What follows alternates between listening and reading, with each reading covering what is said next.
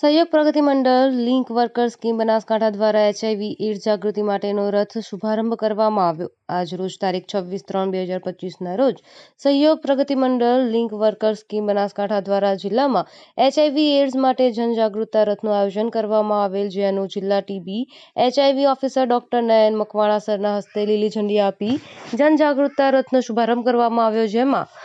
ડીસા ડીએપીસીયુમાંથી જિલ્લા સુપરવાઇઝર વસંતભાઈ લિંબાચિયા, રીટાબેન, હર્ષદભાઈ, ઇન્દિરાબેન અને ડીપીસી ડોક્ટર હિતેશ ઠક્કર હાજર રહેલ તથા લિંક વર્કર સ્કીમમાંથી ડીઆરપી સુરેશ ભાકોદરા,